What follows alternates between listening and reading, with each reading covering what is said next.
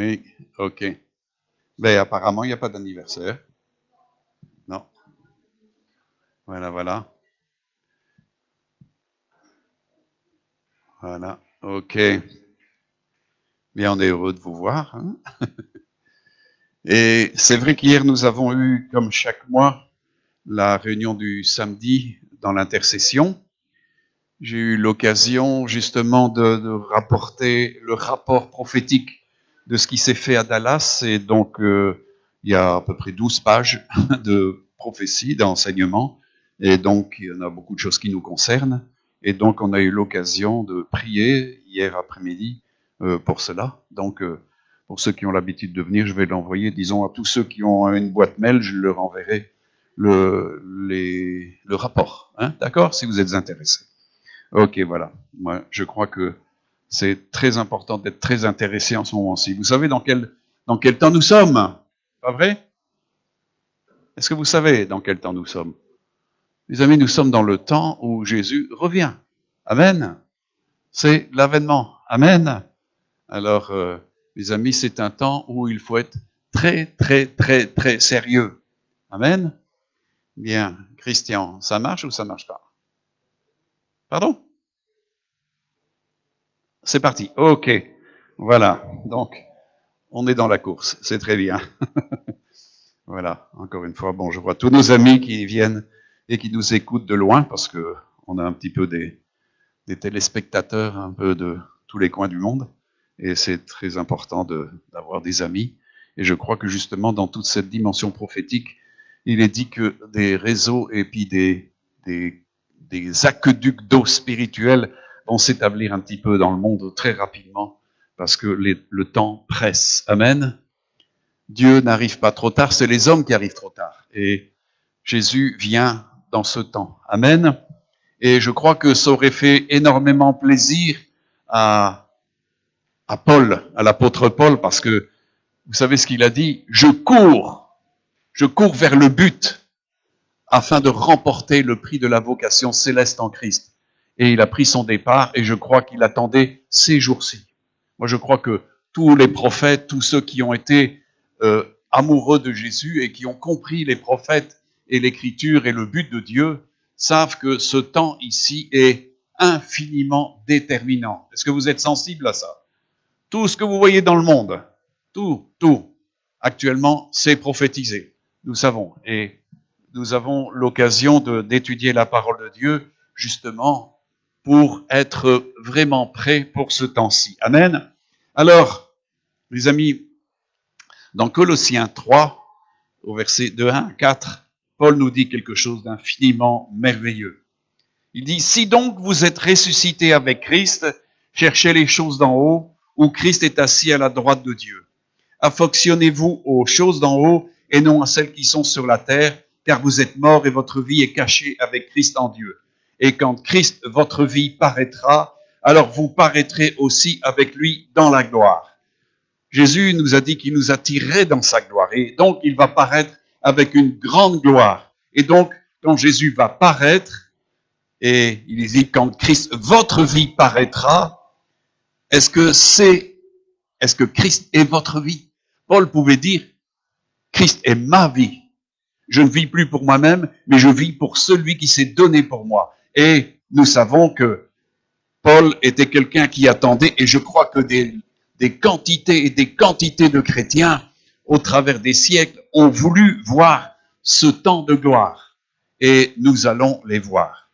Et on va voir ensemble les Écritures, parce que, les amis, c'est très précis ce que Jésus nous a donné, et nous avons l'intention, justement, de pouvoir être debout pour ce jour-là. Pas vrai? Hein, il est dit d'être là, prêt pour ce jour, et de ne pas être confus dans ce jour. Amen. Donc, et c'est pour ça que Paul nous donne cet avertissement. Si vous êtes ressuscité, en réalité, on parle de quelle résurrection là? Mais on parle de la résurrection de l'âme, c'est-à-dire du rachat, du salut de l'âme. Amen. Donc, si nous sommes sauvés, si notre âme a été rachetée, elle a vécu cette dimension de rédemption, eh bien, nous devons chercher les choses d'en haut, où Christ est assis à la droite de Dieu. Les amis, il nous est dit que Christ s'est assis à la droite de Dieu. C'est dans Malachie. Et les amis, qu'est-ce qu'il fait là? Eh bien, il prépare son Église. Et c'est pour ça qu'il est dit que dans Éphésiens, chapitre 5, versets 25 à 27, Christ a aimé l'Église et s'est livré lui-même pour elle, afin de la sanctifier par la parole, après l'avoir purifiée par le baptême d'eau, afin de faire paraître devant lui cette Église glorieuse, sans tache, ni ride, ni rien de semblable, mais sainte et irrépréhensible. Amen. Amen. Mes amis, notre vie, en réalité, sert à faire la volonté de Dieu, et c'est ce qui va glorifier le Seigneur. Amen. Et c'est pour ça que on peut dire Christ est notre gloire. Jésus a cherché la gloire du Père et il a glorifié le Père tout le long de sa vie. Et je crois que c'est très important. Est-ce que Christ et sa gloire vous intéressent? Je vous pose la question parce que beaucoup de gens n'ont aucun intérêt. Ils ne pensent même pas que Jésus soit leur vie et que la gloire de Dieu, c'est un gros point d'interrogation qu'ils ne connaissent pas. Mais je crois qu'un véritable chrétien s'affectionne justement aux choses d'en haut. Pourquoi? Parce qu'il a vécu le rachat de son âme, le salut de son âme. Il a vécu une régénération, celle de l'esprit, qui lui permet de comprendre les voies de Dieu, l'amour de Dieu, la volonté de Dieu, et de ce fait-là, il s'affectionne. Peu de gens, en réalité, actuellement, s'affectionnent aux choses du monde, aux choses de Dieu, mais ils s'affectionnent aux choses du monde. Mais les véritables disciples de Christ s'affectionnent. Pourquoi? Parce qu'ils ont les yeux dressés vers le ciel et vers Christ, parce que Christ vient bientôt. Mes amis, il s'est assis à la droite de Dieu, nous dit Malachie. Pourquoi? Parce qu'il est en train de purifier son Église, de la sanctifier, comme on vient de le voir ici, par la parole, après l'avoir purifiée par le baptême d'eau, afin, dit-il, de faire paraître devant lui cette Église glorieuse, sans tache, ni ride, ni rien de semblable, mais sainte et irrépréhensible. Dieu veut notre sanctification et il s'y emploie. Jésus est en train de faire cela tout partout dans le monde entier. Il est en train de sanctifier son Église afin de la faire paraître devant lui pure, sainte, glorieuse. Amen. Mes amis, c'est la gloire qui nous attend bientôt. Le monde ne le voit pas, mais nous savons que la gloire vient. Amen. Est-ce que vous êtes sûrs de cette gloire? Mes amis, il faut avoir déjà touché à cette gloire et entrer dans les choses de Dieu pour comprendre la gloire de Dieu. Beaucoup de gens ne comprennent rien du tout à la gloire de Dieu. Mais mes amis, l'église qui va se présenter est une église glorieuse. C'est une épouse glorieuse. C'est ça qui est important. Mes amis, alors comprenez que il y a tout un travail à comprendre là. Et dans 1 Pierre, nous lisons chapitre 1er, de versets 1 à 16, c'est assez long, mais je vais segmenter toute cette écriture pour en parler un petit peu, parce que c'est important de bien comprendre les Écritures. Donc, et moi j'ai mis dans cette dimension du titre de Pierre, que Dieu nous a régénérés pour une espérance vivante par la résurrection de Jésus-Christ d'entre les morts. Et donc je commence au verset 1er. Pierre, apôtre de Jésus-Christ, à ceux qui sont étrangers et dispersés dans le pont, la Galatie, la Cappadoce, l'Asie et la Bithynie, et qui sont élus selon la prescience de Dieu, le Père, par la sanctification de l'Esprit, afin qu'ils deviennent obéissants et qu'ils participent à l'aspersion du sang de Jésus-Christ, que la grâce et la paix vous soient multipliées. Ensuite, il dit quelque chose de très important. Béni soit Dieu, le Père de notre Seigneur Jésus-Christ, qui dans sa grande miséricorde nous a régénérés pour une espérance vivante par la résurrection de Jésus-Christ d'entre les morts, pour un héritage qui ne peut ni corrompre, ni souiller, ni flétrir, lequel vous est réservé dans les cieux. Je vais parler plus loin dans un premier temps, et je voudrais un peu parler de cette dimension. Mes amis, il nous est parlé ici de la prescience de Dieu, le Père, qui nous a élus, justement, pour cette prescience, pour cette sanctification de l'Esprit. Mes amis, Jésus a dit que nul ne pouvait entrer dans le royaume de Dieu s'il ne naissait de nouveau. Et nous savons qu'il faut que l'homme naisse d'eau et d'esprit. Et c'est naître de la parole de Dieu, comme on l'a vu. Il nous a sanctifiés par la parole et purifiés par le baptême d'eau. Mais en plus, il nous donne son Esprit Saint.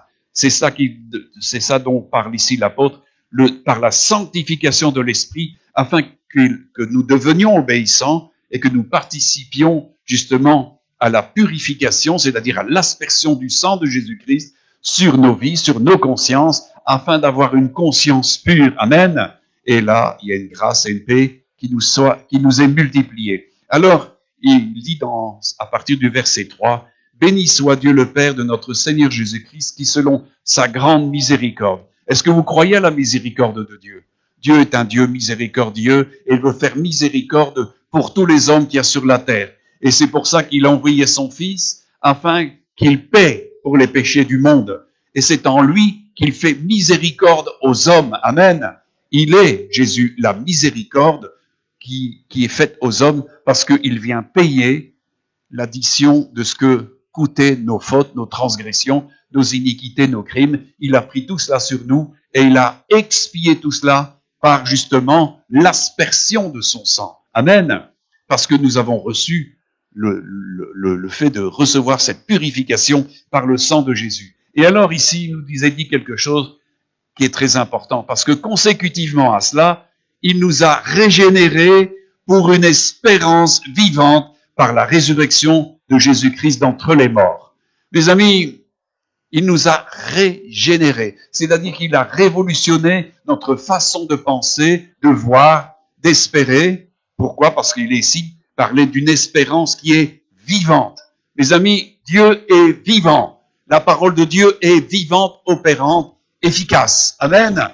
Dieu est un Dieu de la vie. Il n'est pas le Dieu des morts, a dit Jésus. Et donc, c'est pour ça qu'il est dit que tous ceux qui croient en lui sont vivants, quand bien même ils sont morts. C'est ce que Jésus a dit.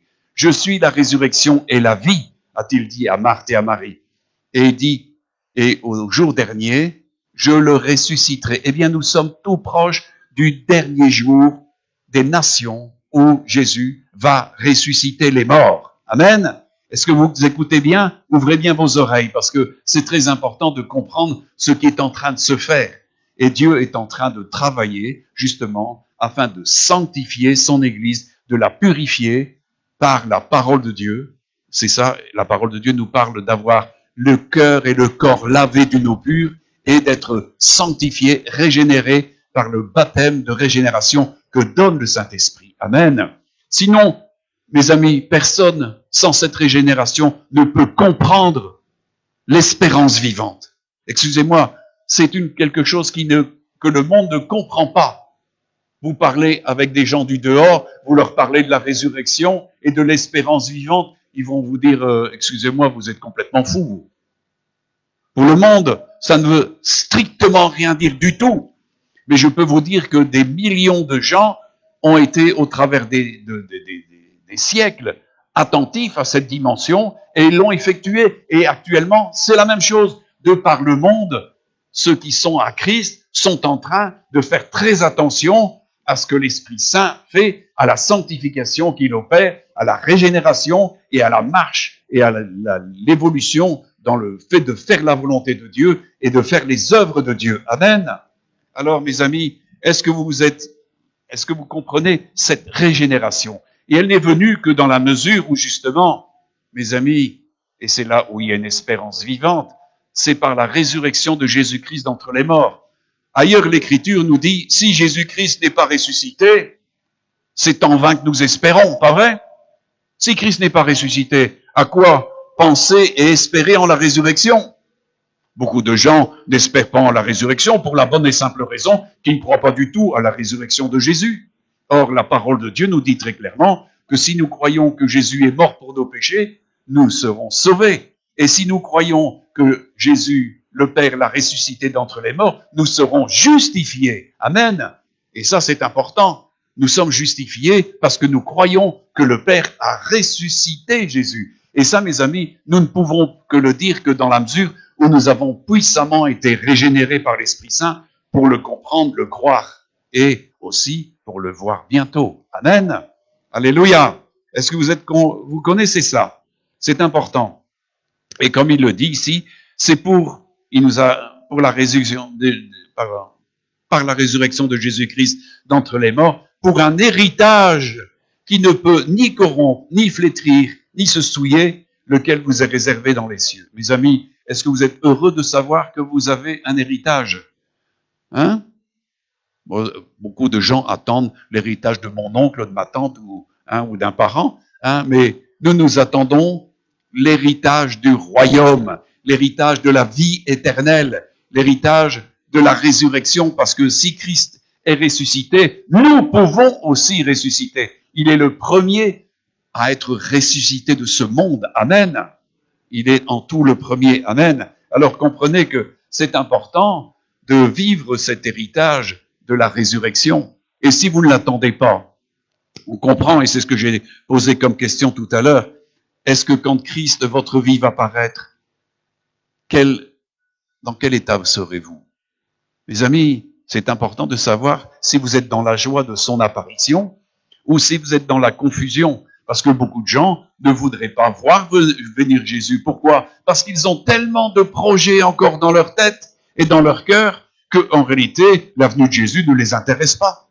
Pourtant, c'est la chose qu'il ne faudra surtout en aucun cas rater. De même que le fait d'être pardonné et d'être béni et d'être sauvé. Mais mes amis, quand Jésus va apparaître, c'est là où nous serons véritablement dans l'exécution du véritable mystère de Christ. Ça s'accomplira le jour où Jésus-Christ apparaîtra dans les cieux et cette venue est tout proche. Amen. Est-ce que vous attendez Jésus? Et la manière dont on l'attend est terriblement important. Amen. Alors, il dit encore au verset 5, « À vous qui par la puissance de Dieu êtes gardés par la foi pour le salut prêt à être révélé dans les derniers temps. » Mes amis, nous sommes dans quel temps? Est-ce que vous savez discerner les temps? Jésus a dit, vous savez discerner les temps, vous voyez le ciel et vous dites demain il pleuvra ou demain il fera beau. Mais vous ne savez pas discerner les temps. Mais moi je crois que c'est très important parce que le salut est prêt à être révélé. Nous sommes sauvés en espérance. C'est pour ça que c'est une espérance vivante. Amen. Mes amis, vous avez vu, on a un nouveau gouvernement. Et ils ont établi des espérances et ils essaient de libérer des espérances. Maintenant, on se dit, on va voir, pas vrai? L'Amérique se prépare aussi à des élections et ils espèrent aussi. Mes amis, il y a plein de gens qui espèrent dans ce monde. Mais combien d'espérances ne sont-elles pas déçues? Pas vrai? Combien de gens ont formulé des attentes et puis n'ont pas vu venir les choses? Mais nous nous établissons sur une espérance qui est vivante. Amen. Qui ne peut pas passer. C'est une assurance vraiment en Dieu que cette espérance, c'est Dieu qui nous communique parce que Dieu est vivant. Donc, il nous communique une espérance qui est vivante. Pourquoi? Parce que sa parole, elle est vivante. L'Esprit Saint est vivant. Tout ce qui vient de Dieu est la vie. Amen.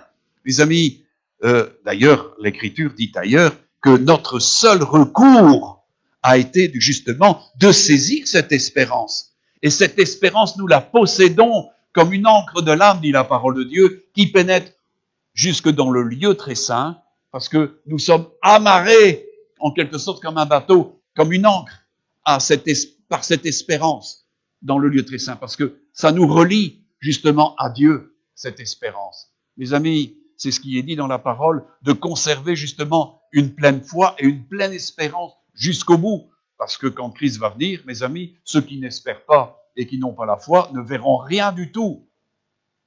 Christ vient rechercher des gens en qui l'espérance habite, l'espérance vivante. Amen. Et il faut conserver jusqu'au bout cette espérance vivante. Amen. Est-ce que vous la possédez? Est-ce que vous la possédez? Et est-ce que vous faites tout, justement, pour être dans l'attente et de voir l'arrivée glorieuse de Jésus?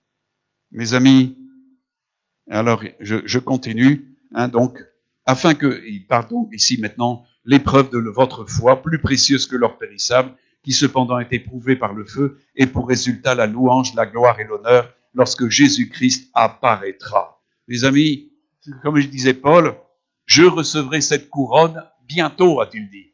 En réalité, je recevrai la couronne de justice. Pourquoi? Parce que il a continué de vivre par la foi. Amen. Il dit que le juste vivra par la foi. Mais si il se retire, l'âme de Dieu ne se prend plus plaisir en lui. Mais, comme le dit l'apôtre, nous ne sommes pas de ceux qui nous retirons, mais de ceux qui, au contraire, avançons, et surtout dans ce temps-ci. Est-ce que vous comprenez dans quel temps nous sommes? Et c'est pas le moment de rester endormi. c'est le moment d'avancer sérieusement avec le Seigneur. Amen. Et alors, comme il est dit, hein, donc, et que cette foi ait pour résultat la louange, la gloire et l'honneur lorsque Jésus apparaîtra, parce que vous aurez ça. Donc, vous comprenez que quand Christ, votre vie paraîtra, vous paraîtrez aussi dans la gloire. Mais c'est en vertu des choses que nous avons vues précédemment. Alors, il dit ensuite, verset 8, « Lui que vous aimez sans l'avoir vu, en qui vous croyez sans le voir encore, vous réjouissant d'une joie ineffable et glorieuse, parce que vous obtiendrez le salut de vos âmes pour prix de votre foi. » Est-ce que vous l'aimez sans l'avoir vu? Hein? Bon, moi j'ai eu le bonheur de le voir, mais tout le monde n'a pas eu cette occasion. Mais néanmoins, vous pouvez déjà le ressentir et vivre avec lui spirituellement, en qui vous croyez sans le voir encore, vous réjouissant d'une joie ineffable et glorieuse. Moi je crois que tous les chrétiens de toutes les époques se sont réjouis dans l'attente de ce jour qui vient. Amen. Ce jour-là vient. Amen. Croyez-moi, moi ça fait déjà beaucoup de temps que le Seigneur, par le Saint-Esprit, me dit, Jésus vient bientôt, il faut leur dire, il vient bientôt, préparez-vous. Et c'est là où on veut être les vierges sages qui vont à la rencontre du Seigneur ou des vierges folles qui dorment. Hein. Alors comprenez que c'est pas le moment de dormir. Hein. Comme dit la parole de Dieu, réveille-toi, toi qui dors, relève-toi d'entre les morts et Christ va t'éclairer. C'est le principe même du réveil. Amen. Alors, je continue. Verset 10, les prophètes qui ont prophétisé touchant la grâce qui vous est réservée ont fait de ce salut l'objet de leur recherche et de leur investigation, voulant sonder l'époque et les circonstances marquées par l'Esprit de Christ qui était en eux et qui attestait d'avance les souffrances de Christ et la gloire dont elles seraient suivies. Mes amis, les souffrances de Christ, c'est vrai, il les a vécues, mais il est entré dans une gloire extraordinaire. Il est glorieux, il s'est assis à la droite du Père, amen, dans la gloire, il a reçu la gloire, et il a été proclamé Seigneur des cieux et de la terre. Personne n'a ce titre. Lui seul est Seigneur des cieux et de la terre, par ordonnance du Père. Et donc, à ces prophètes, il leur fut révélé, ce n'était pas pour eux-mêmes, mais pour vous, qu'ils étaient les dispensateurs de ces choses, que vous ont annoncé maintenant ceux qui vous ont prêché l'évangile par le Saint-Esprit envoyé du ciel, et dans lequel les anges désirent plonger leur regard. C'est pourquoi, dit-il, saignez les reins de votre entendement, soyez sobres, ayez une entière espérance dans la grâce qui vous sera apportée lorsque Jésus-Christ apparaîtra. Comme des enfants obéissants, ne vous conformez pas aux convoitises que vous aviez autrefois quand vous étiez dans l'ignorance. Mais puisque celui qui vous a appelé est saint, vous aussi soyez saints dans toute votre conduite, selon qu'il est écrit, vous serez saints car je suis saint. Amen. Dieu, ce que Dieu veut, et c'est sa volonté, c'est que vous soyez saints, sanctifiés, et sanctifiés par la parole. C'est ce que Jésus a dit dans le chapitre 17 de Jean, où il dit, Père, ta parole est la vérité. Sanctifie-les par la vérité. Mes amis, il y a toutes sortes de choses qui ont été faites dans les religions dites chrétiennes pour se sanctifier, mais c'est une grosse erreur. C'est l'œuvre de Christ qui nous sanctifie. C'est son sang. Et c'est sa parole. La parole de Dieu est appelée à nous sanctifier. C'est pour ça que on voit, comme je vous l'ai cité tout à l'heure, nous avons été lavés d'une eau pure. Lavés par quoi? Par la parole de Dieu. Amen. Les cœurs et les corps lavés, les consciences lavées d'une eau pure, lavées par la parole de Dieu. Et c'est ça qui est important. Christ s'est assis à la droite du Père et il est en train de passer au creuset tous pour purifier justement chacun, comme on purifie l'or au creuset. Et il dit aussi, et les laver avec la potasse des foulons. C'est-à-dire, la potasse, ça sert à nettoyer. Donc, Christ est en train de nous nettoyer par la parole de Dieu, parce que c'est la seule manière d'être régénéré. C'est par la parole de Dieu et par l'Esprit de Dieu. Amen. Il n'y a pas de régénération sans cela. Et c'est pour ça qu'il est dit d'être régénéré dans l'esprit de notre intelligence. Quand l'Esprit Saint nous révèle, eh bien, il touche notre esprit et notre esprit est rendu vivant. Et nous pouvons ensuite avoir révélation sur révélation sur révélation, ce qui instruit, en fin de compte, nos cœurs, notre intelligence, qui sont les particularités de l'âme. Mais d'abord, Dieu touche notre esprit. Amen. Et c'est là où le siège de la révélation vient et c'est là où nous comprenons en esprit, par la révélation, la volonté de Dieu, la pensée de Dieu et automatiquement nous comprenons l'importance de ce qu'on a vu la semaine passée. Jésus a dit, ma parole est esprit et vie. Amen. Et j'ai parlé longuement sur le fait de méditer la parole de Dieu. Parce qu'elle est esprit et vie et elle produit, en fin de compte, une régénération, une ouverture, une compréhension des voies de Dieu. Alors, est-ce que vous avez commencé à méditer la parole de Dieu depuis la semaine passée? Moi, je fais ça depuis des années et on en tire un grand profit. Il est dit que dans le psaume 1er, on a vu que celui qui méditait la parole de Dieu jour et nuit, au bout, tout lui réussissait. C'est ce que Dieu a dit à Josué avant d'entrer dans les conflits, dans la guerre. Il a dit, voilà, médite ma parole, la loi que tu as reçue de Moïse, et médite-la jour et nuit. C'est alors que tu réussiras. Amen. Ceux qui méditent la parole de Dieu vont réussir parce que tout le conseil est là. Elle est esprit et vie. Donc, elle nous donne de la vie, elle nous donne un conseil extraordinaire. C'est le conseil de Dieu, mais il faut la méditer. La méditer, c'est la digérer en réalité. C'est analyser pour en tirer la meilleure substance. Amen. Mes amis, c'est comme une nourriture, vous la mâchez pas, vous n'allez pas bien la digérer. Donc, il est important de bien la digérer et méditer, réfléchir sur la parole de Dieu. C'est tellement essentiel. Beaucoup de gens ne réfléchissent pas, ne prennent pas du temps à la méditation et en fin de compte, ils loupent le plan de Dieu pour toute leur vie.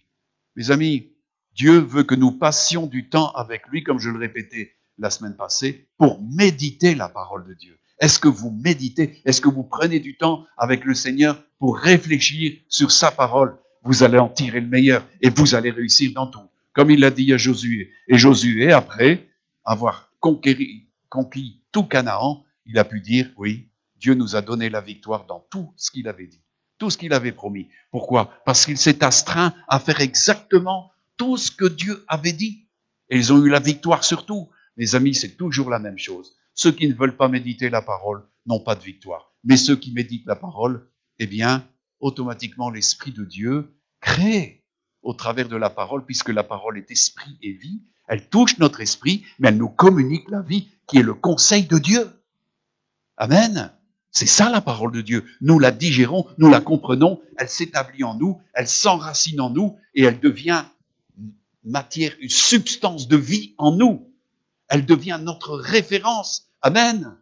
Et automatiquement, l'Esprit trouve un grand plaisir en nous parce qu'il peut nous révéler continuellement la pensée de Dieu. C'est ce que dit Paul dans 2 Corinthiens, 1 Corinthiens 2, pardon. Nous possédons la pensée de Dieu, mais la pensée de Dieu, comment elle vient? Elle vient par l'Esprit de Dieu. Quand nous prenons du temps avec Dieu, quand nous examinons, quand nous analysons la parole de Dieu, que nous la méditons et que nous rentrons dans sa présence et que nous prions sa parole. Amen. Alors, là, il y a quelque chose qui se passe et on peut parler, comme le disait Paul en Colossiens, on peut parler là du renouvellement de l'esprit dans l'intelligence. Donc, il y a une régénération. Sans cette régénération, on ne comprend rien. Amen. Alléluia. Mes amis, beaucoup de gens n'étaient pas capables justement de comprendre et ils étaient très incrédules par rapport à la résurrection. Est-ce que vous croyez en la résurrection? Amen. Tout le monde croit à la résurrection ici? Oui, oui, oui. Qui ne croit pas à la résurrection? Qui lève son bras? Hein? Bon, je préfère voir qu'il n'y a personne qui lève son bras. Hein? Mes amis, il y a des passages qui montrent en fin de compte le drame que c'est, et surtout de la part d'hommes et de femmes qui en fin de compte, ou plus exactement de gens qui se disent de Dieu et qui s'opposent à la résurrection en fin de compte. Et Paul a été mis en jugement à un moment donné, et c'est dans les Actes des Apôtres, chapitre 23, du verset 1 à 11. Et on sait que Paul a été amené, manu militari, en prison, et en fin de compte, il a exigé qu'il puisse s'exprimer devant les autorités, et on lui donne la capacité. Il nous est dit donc, Paul, les regards fixés sur le Sanhédrin. Le Sanhédrin, c'est le conseil religieux de l'époque du temple. Donc, c'est les chefs, les docteurs de la loi et tout ce qui s'ensuit. Donc, le Sanhédrin dit donc, Paul dit donc, hommes frères, c'est en toute bonne conscience que je me suis conduit jusqu'à ce jour devant Dieu, le souverain sacrificateur Ananias ordonna à ceux qui étaient près de lui de le frapper sur la bouche. Alors Paul lui dit, Dieu te frappera, muraille blanchie. Tu es assis pour me juger selon la loi et tu violes la loi en ordonnant qu'on me frappe. Ceux qui étaient près de lui dirent, tu insultes le souverain sacrificateur de Dieu. Et Paul dit, je ne savais pas, frère, que ce fût le souverain sacrificateur, car il est écrit, tu ne parleras pas mal du chef de ton peuple. Paul, sachant qu'une partie de l'assemblée était composée de Sadducéens et d'autres de pharisiens, s'écria dans le Sanhédrin, « Homme frère, je suis pharisien, fils de pharisien, et c'est à cause de l'espérance et de la résurrection des morts que je suis mis en jugement. » Quand il eut dit cela, il s'éleva une discussion entre les pharisiens et les sadducéens, et l'assemblée se divisa, car les sadducéens disent qu'il n'y a point de résurrection et qu'il n'existe ni ange ni esprit, tandis que les pharisiens affirment les deux choses. Il eut une grande clameur et quelques scribes du parti des pharisiens s'étant levés, engagèrent un vif débat et dirent « Nous ne trouvons aucun mal dans cet homme. Peut-être un esprit ou un ange lui a-t-il parlé ?»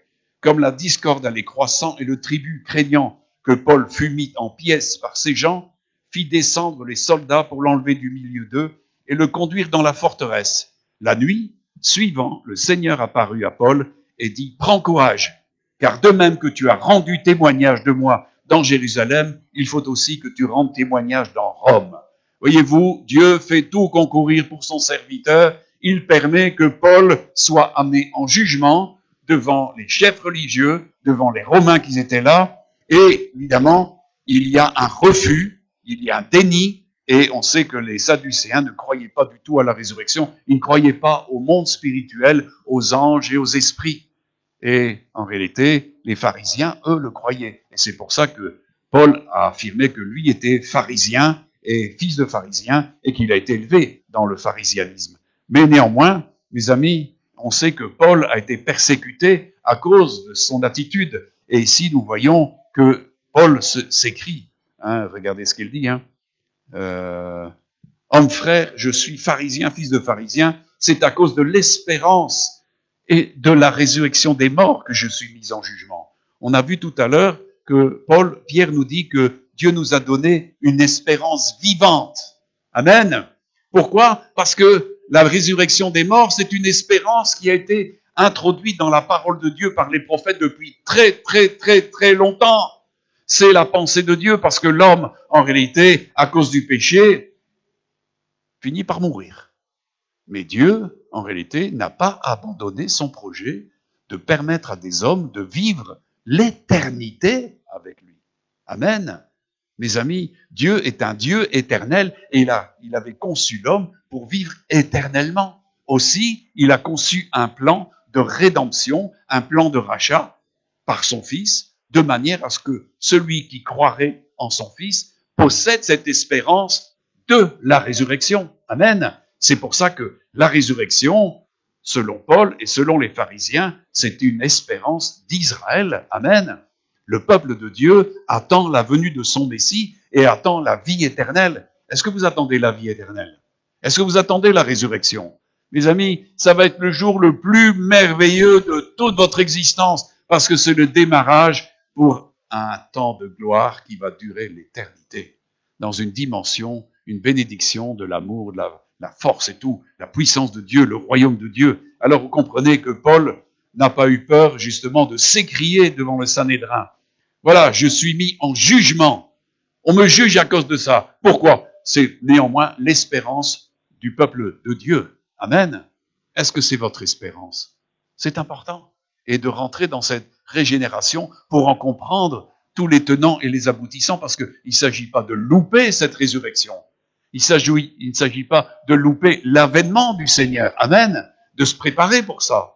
Jésus a dit de se préparer. Moi, je me souviens encore, il y a quelques années, David Wilkerson disait « Se préparer pour ce jour-là n'est pas une plaisanterie. » On sait que Jésus a donné différentes paraboles d'hommes et de femmes qui se préparaient. Il a parlé des vierges sages et des vierges folles.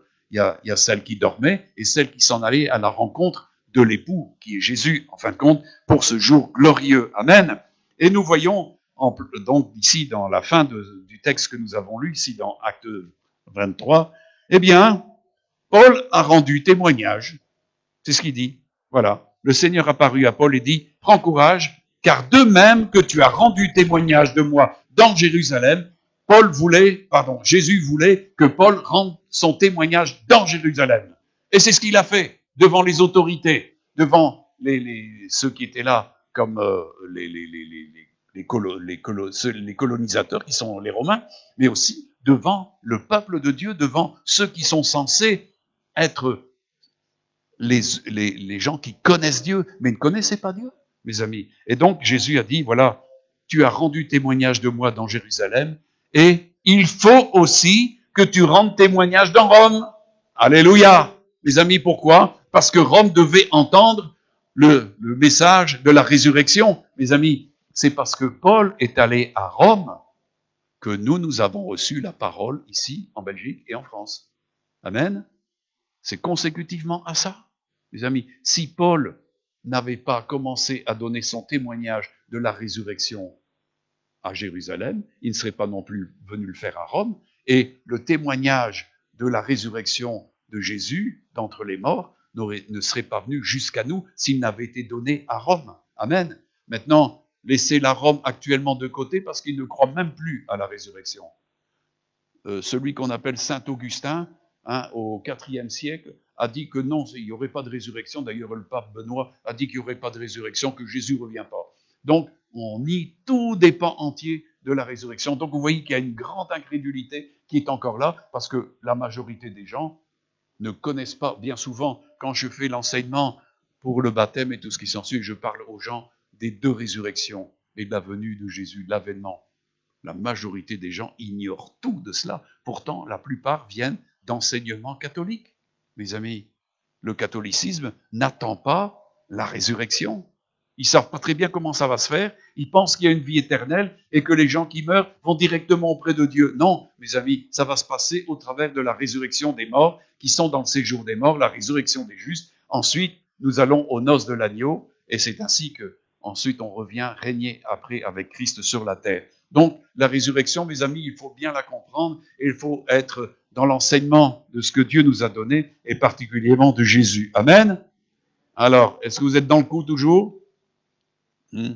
Je n'ai pas entendu beaucoup de oui. Mes amis, oui, c'est sûr. Hein. Ah. Mes amis, beaucoup de gens ont dit qu'on ne sait pas.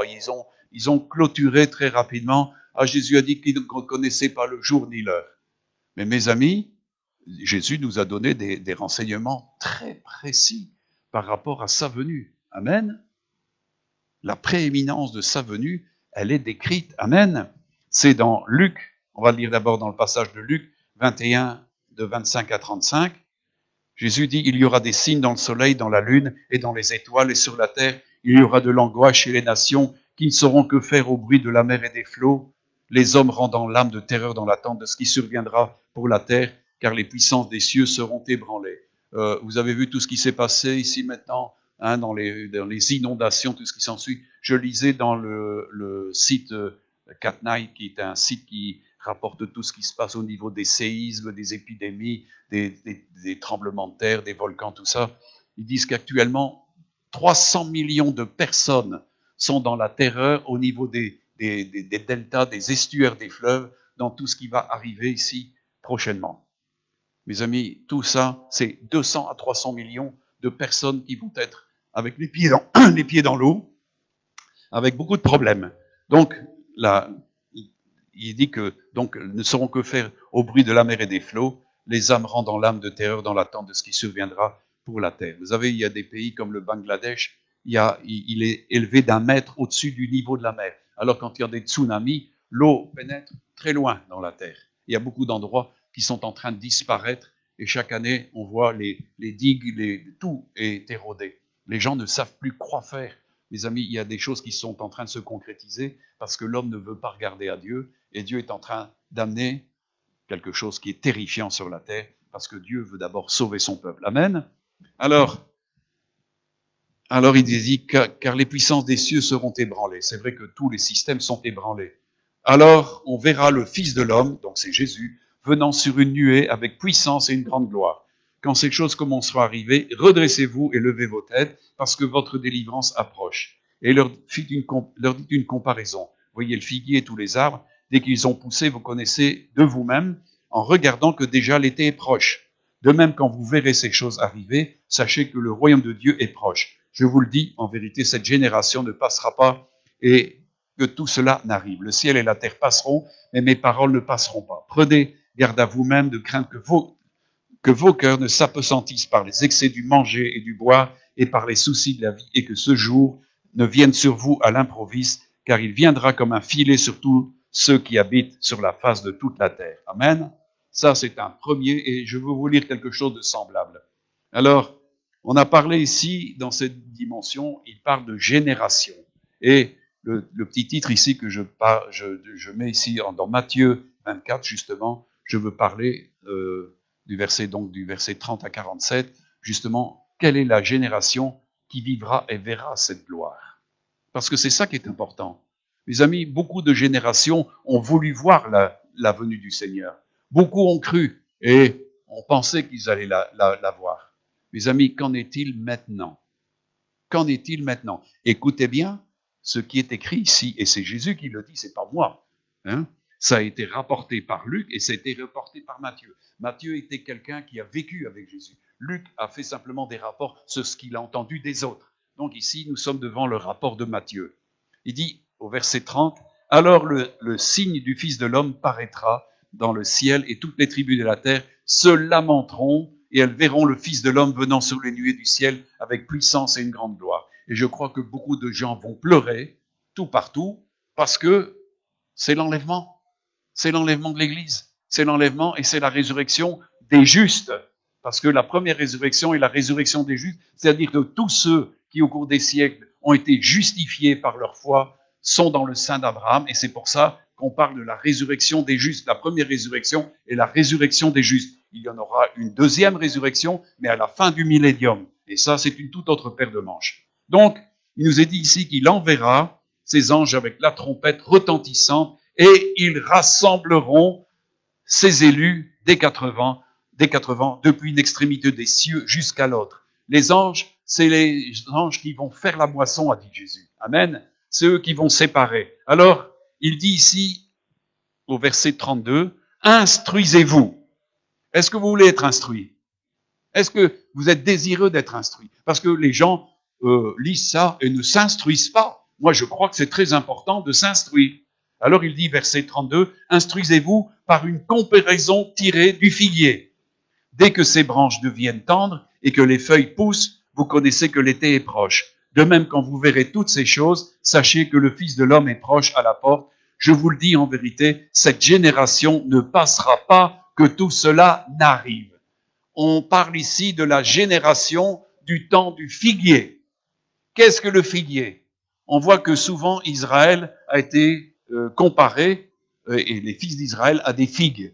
Et Israël a un figuier. Et il parle ici de la repousse du figuier. Mes amis, je voudrais que vous compreniez que prophétiquement, le figuier, c'est Israël qui reprend vie. Quand est-ce qu'il a repris vie? Mes amis, pendant des siècles, les Juifs ont dit continuellement, l'année prochaine à Jérusalem, l'année prochaine à Jérusalem. Vous savez que même Napoléon, quand il les a entendus prier, il a dit, oui, ces hommes vont rentrer à Jérusalem. Il y avait une telle attente, et Dieu leur a dit qu'ils reviendraient à Jérusalem, qu'il les rassemblerait. Les textes bibliques leur rapportent qu'ils vont revenir, et ils sont rentrés. Mes amis, plein de Juifs font l'Alia. Plein de gens viennent de toutes les nations pour refaire de nouveau la nation d'Israël. Amen. Et Jérusalem est de nouveau la capitale d'Israël. Amen. Et ça, c'est l'olivier qui, de nouveau, pousse, reverdit, pousse ses brindilles. Et on sait, comme le dit ici Jésus, dès que les branches deviennent tendres et que les feuilles poussent, vous connaissez que l'été est proche. C'est quoi l'été? C'est quoi l'été? Ben, c'est la venue de Jésus. En réalité, c'est un temps où c'est la finalisation. Et c'est pour ça qu'il parle justement ici, de même quand vous verrez toutes ces choses, sachez que le Fils de l'homme est proche à la porte. je vous le dis en vérité, cette génération ne passera pas que tout cela n'arrive. Mes amis, je vous pose une question. Qu'est-ce que c'est qu'une génération? Une génération, si on veut bien regarder, c'est entre 70 et 80 ans. Parce que les hommes ne vont pas au-delà. Donc, une génération d'hommes est toujours entre 70 et 80 ans. Quand est-ce qu'a eu lieu le démarrage à nouveau de l'État d'Israël? En 1947. Ça veut dire qu'il y a une génération, et je fais partie de cette génération. Moi, je suis né en 45. Je n'ai pas vu, parce que j'étais encore un bébé, quand ils ont déclaré et que Israël était reconnu au niveau des nations comme étant une nation et un pays. Donc, depuis 1945-47, Israël existe, c'est-à-dire que le figuier commence à reverdir et à pousser ses feuilles. Mes amis, qu'est-ce que dit Jésus par rapport à cela? Je vous le dis, en vérité, cette génération qui voit, qui a vu, ne passera pas, c'est-à-dire qu'elle ne pourra pas mourir que toutes les choses de la venue du Seigneur n'arrivent. Vous avez compris dans quel temps nous sommes? Est-ce que vous avez compris dans quel temps nous sommes? Et c'est pour ça que Jésus dit, en vérité, je vous le dis en vérité, cette génération, il parle de la génération qui a vu le démarrage nouveau du figuier qu'est Israël, avec le fait qu'il repousse, et vous voyez ici les accords qui sont en train de faire avec tous les pays arabes et tout ce qui s'ensuit, c'est très important. Oui, c'est rien, c'est une presse qui est tombée. C'est pas grave. Elle était mal mise. Mes amis, est-ce que vous comprenez l'importance du temps dans lequel nous sommes? Je fais partie de cette génération. Et toi, Albert, t'as quel âge? T'es plus jeune que moi. 70. Bon, moi j'en ai 75, donc 75. Eh bien, je ne mourrai pas, si je vais jusque 80 ans, sans voir cette dimension. Et je sais que Dieu m'a fixé des dates, et je sais que tout sera accompli avant que je n'ai 80 ans. Donc, comptez, on a encore 4 ans de temps de réveil pour faire l'œuvre de Dieu. Mes amis, c'est ce que Jésus a dit. Nous pouvons fixer cette dimension, et maintenant, quel jour, à quelle heure, ça n'est pas dit. C'est pour ça que Jésus a dit, veillez, priez, et attention, parce que je vais venir comme un voleur dans la nuit. Mais mes amis, nous sommes dans un temps très, très ponctualisé par le Seigneur. Il a précisé ce temps. Beaucoup de gens ont survolé les Écritures, mais Luc et Matthieu rapportent le fait de regarder au figuier. Amen. Est-ce que vous comprenez l'importance? Alors, mes amis, il est important que nos parents enseignent nos enfants sur la gravité de ce temps. Parce que bientôt le Seigneur va paraître, et tous ceux qui ne sont pas prêts, Jésus connaît ceux qui sont à lui. Il va envoyer ses anges, et c'est ce qu'il dit, regardez, le ciel et la terre passeront, mais mes paroles ne passeront pas. Pour ce qui est du jour et de l'heure, personne ne le sait. Ni les anges des cieux, ni le Fils, mais le Père seul. Moi, je crois que Jésus le sait maintenant, il n'y a pas de problème. Ce qui arriva du temps de Noé arrivera de même à l'avènement du Fils de l'homme. Car dans les jours qui précédèrent le déluge, les hommes mangeaient et buvaient, se mariaient leurs enfants, jusqu'au jour où Noé entra dans l'arche, et ils ne doutèrent de rien, jusqu'à ce que le déluge vint et les emporta tous. Il en sera de même à l'avènement du Fils de l'homme. Alors, de 2 hommes qui seront dans un champ, l'un sera pris, l'autre laissé. De 2 femmes qui moudront à la meule, l'une sera prise et l'autre laissée. Il dit, veillez donc, puisque vous ne savez pas quel jour votre Seigneur viendra. Sachez-le bien, si le maître de la maison savait à quelle veille de la nuit le voleur doit venir, il veillerait et ne laisserait pas percer sa maison. C'est pourquoi, vous aussi, tenez-vous prêts, car le Fils de l'homme viendra à l'heure où vous n'y penserez pas. Et quel est donc le serviteur fidèle et prudent que son maître a établi sur ses gens pour donner la nourriture au temps convenable? Heureux ce serviteur que son maître à son arrivée trouvera faisant ainsi. Je vous le dis en vérité, il l'établira sur tous ses biens. Amen. Quand Jésus revient, il y aura distribution. Il a dit, je viens et ma rémunération est avec moi et je rendrai à chacun selon l'œuvre qu'il aura accomplie. Mes amis, il n'y a rien de pire que moi, je vous lis dans la parole, tous ceux qui ont été des sarments, qui ont été greffés sur le Seigneur et qui sont restés stériles, qui n'ont rien produit. La parole de Dieu nous dit qu'il n'y aura aucune chose pour eux. On va les retrancher et ils périront. Ce sont des gens qui s'attirent eux-mêmes la malédiction. Vous savez, je voudrais vous rapporter quelque chose. Jésus, à un moment, j'en ai parlé hier dans l'après-midi, Jésus, à un moment donné, justement, il était confronté à un figuier. Pas vrai? Il nous a dit qu'il avait faim et qu'il s'approcha de ce figuier pour voir s'il avait du fruit. Et n'en trouvant pas, il l'a maudit.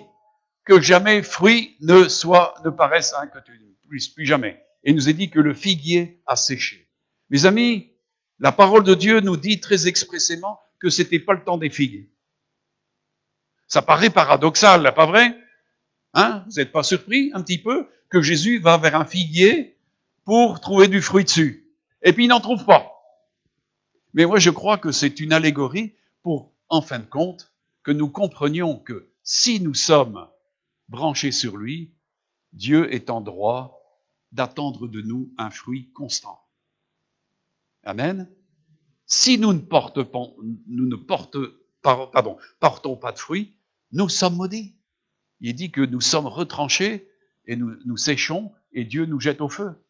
Mais par contre, ceux qui auront travaillé auront une rémunération. Alors vous comprenez que le temps qui nous reste n'est pas un temps pour chômer, n'est pas un temps pour dormir. Ça, c'est les vierges folles qui dorment.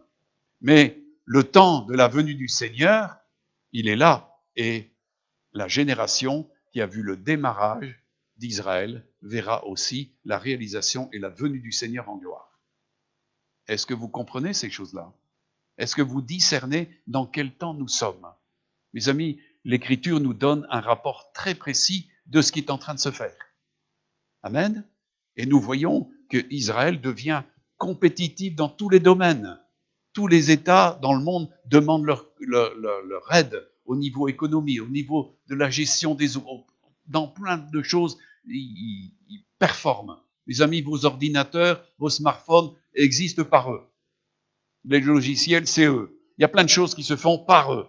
Mes amis, ils ont une technique, ils ont des techniques, ils ont des capacités, et c'est pour ça qu'ils seront en bénédiction au monde. Et c'est pour ça qu'il nous faut prier pour Israël, pour sa paix, parce qu'il y a une grande bénédiction qui nous est donnée si nous prions et intercédons pour la paix de Jérusalem. Amen. Amen. Mais comprenons le fait de cette génération. Jésus a parlé d'une génération, il a dit en vérité, je vous le dis, cette génération, la génération qui a vu, moi j'ai vu le début du rétablissement d'Israël. Et mes amis, je crois que tous ceux qui auront vu le début verront aussi la venue en gloire du Seigneur. Amen. Ça ne vous inquiète pas? Moi je vous dis, sanctifiez-vous, préparez-vous, et parce que moi je sais que depuis longtemps le Seigneur me dit, je suis à la porte, je viens bientôt. C'est ce qu'il a dit. Allez et dites, je viens bientôt. Allez et dites, le royaume de Dieu vient bientôt. Amen. C'est important. Alors, je vais vous finir par... Oui, ça va, je suis bon. Dans Jean 4, versets 34 à 38, Jésus leur dit, ma nourriture est de faire la volonté de celui qui m'a envoyé et d'accomplir son œuvre. Ne dites-vous pas qu'il y a encore 4 mois jusqu'à la moisson? Voici, je vous le dis, levez les yeux et regardez les champs qui déjà blanchissent pour la moisson. Celui qui moissonne reçoit un salaire et amasse des fruits pour la vie éternelle, afin que celui qui sème et celui qui moissonne se réjouissent ensemble.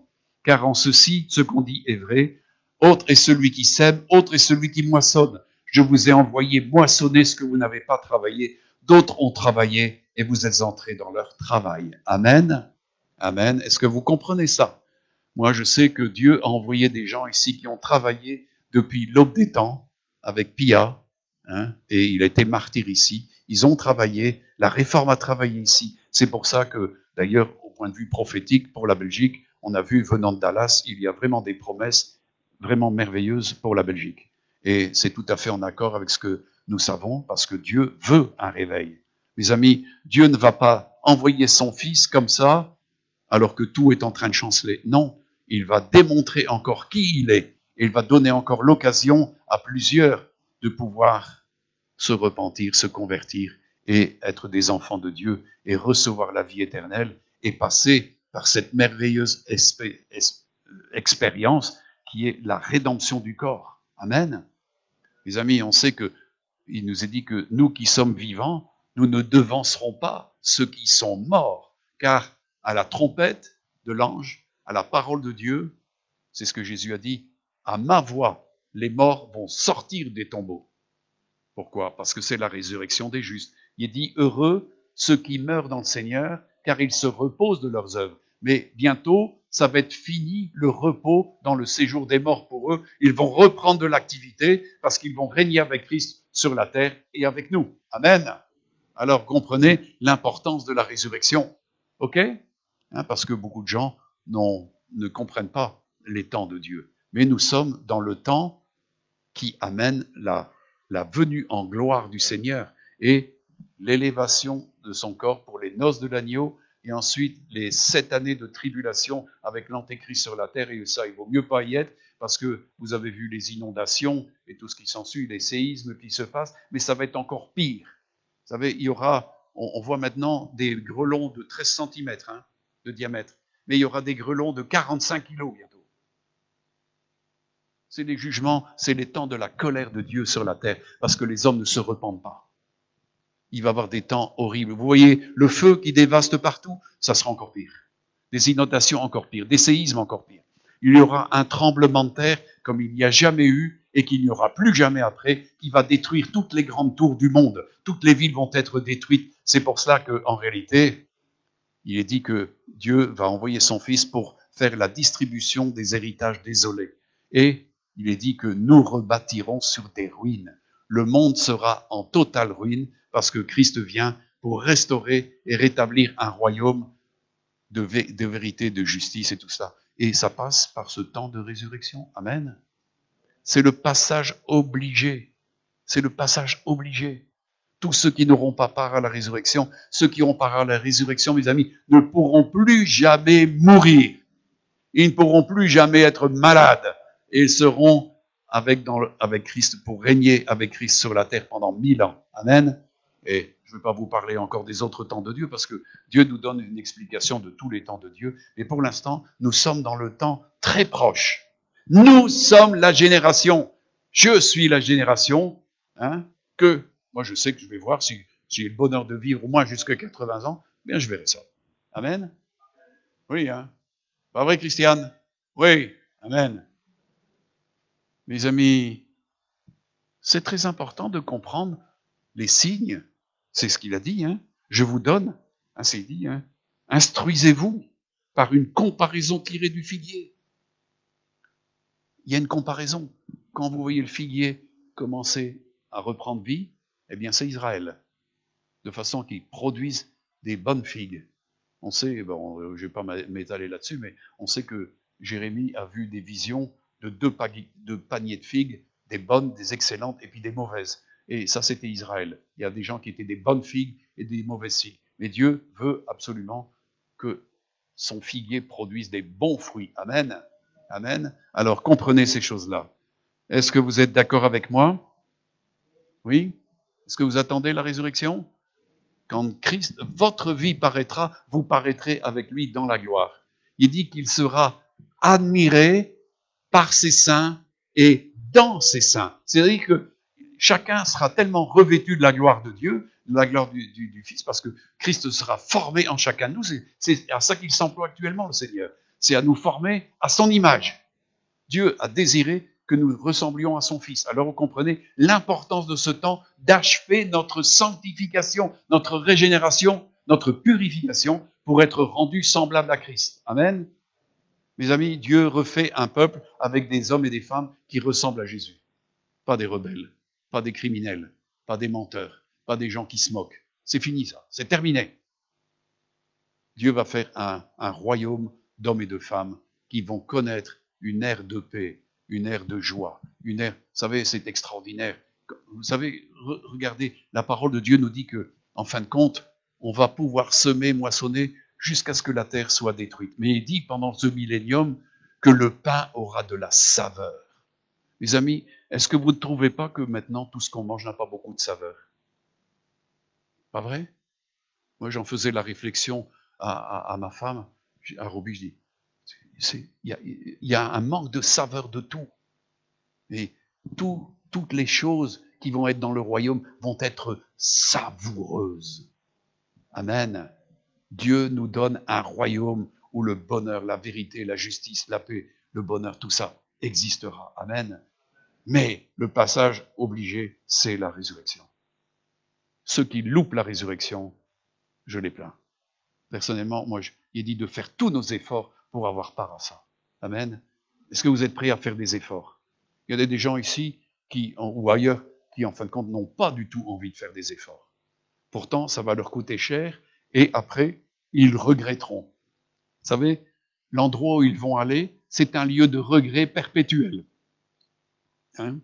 Moi, je me souviens, quand on était, au début, quand on était chrétien, mon épouse et moi, on allait à la réunion de prière, et puis on laissait les enfants à la maison.